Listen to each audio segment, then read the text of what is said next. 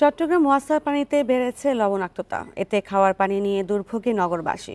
এসব পানি খেয়ে দেখা দিচ্ছে নানা রোগ ব্যাধি। রমজানে সুপেয় পানি না পাওয়ার সমস্যা আরও প্রকট হয়েছে। পূর্ব প্রস্তুতি না রাখাকে ওয়াসার ব্যর্থতা বলছে ক্যাব। ওয়াসা বলছে কর্ণফুলী ও হালদার পানির স্তর সর্বনিম্নে পৌঁছায় এই সংকট। এই ঈদে জামা জুতো অ্যাক্সেসরিজের ডিসকাউন্ট।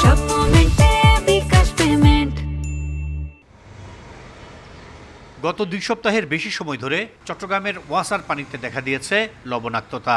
নগরীর শোলকবহর, চাঁদগাঁও, মোহাম্মদপুর, চকবাজারের মানুষ বেশি ভোগান্তিতে।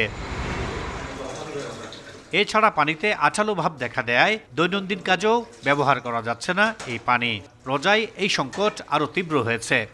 পানির অবস্থা এত বেশি খারাপ যে অজু করতে গেলে দুর্গন্ধটা অনেক বেশি এবং লবণাক্ত তো আছেই, সাথে দূষিত পানিগুলো খাচ্ছি, আমাদের তো রোগ হচ্ছে, ডায়রিয়া হচ্ছে, বিভিন্ন সমস্যা হচ্ছে, পেটের সমস্যা হচ্ছে।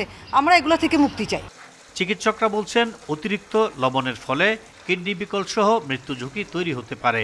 আর সময় মতো বিল আদায় করেও পানি সরবরাহ করতে না পারা ওয়াসার ব্যর্থতা বলছে ক্যাব। পানির সহনীয়যোগ্য লবণের মাত্রা হলো 150 থেকে 600 মিলিগ্রাম পার লিটারে। এর থেকে অতিমাত্রা লবণ যদি খাদ্য পানিতে থাকে, এতে করে মানবদেহে বিভিন্নভাবে মারাত্মক ত্রুটি সাধন হতে পারে। বিশেষ করে হার্ট, কিডনি, চোখ এবং চর্মরোগ পর্যন্ত হতে পারে। একদিকে তার প্রস্তুতি নেই, অন্যদিকে তার লবণাক্ততা বেড়ে যাওয়ার কারণে প্রোডাকশন কিন্তু কমে গেছে। প্রোডাকশন কমে যাওয়ার কারণে সাপ্লাইও কমে গেছে। তো এটা ওয়াসার যে অব্যবস্থাপনা, অদক্ষতার একটা বহিঃপ্রকাশ।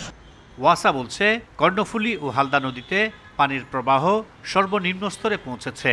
নদীতে ওয়াসার ইনটেক পয়েন্টে জোয়ারের উচ্চতা বেড়েছে অন্য বছরের চেয়ে বেশি। এই জোয়ারের পানিটা আপনার কর্ণফুলী হয়ে হালদাতে আমাদের 2টা ট্রিটমেন্ট প্ল্যান্ট আছে। একটা হচ্ছে মোহরার ওয়াটার ট্রিটমেন্ট প্ল্যান্ট, আর একটা হচ্ছে মদনাঘাট ওয়াটার ট্রিটমেন্ট প্ল্যান্ট। তো এই 2টা ট্রিটমেন্ট প্ল্যান্টের ভিতরে ঢুকে যায়। লবণের পরিমাণ নদীর পানিতে আপনার প্রায় 2300 মিলিগ্রাম পার লিটার পর্যন্ত উঠে গেছে।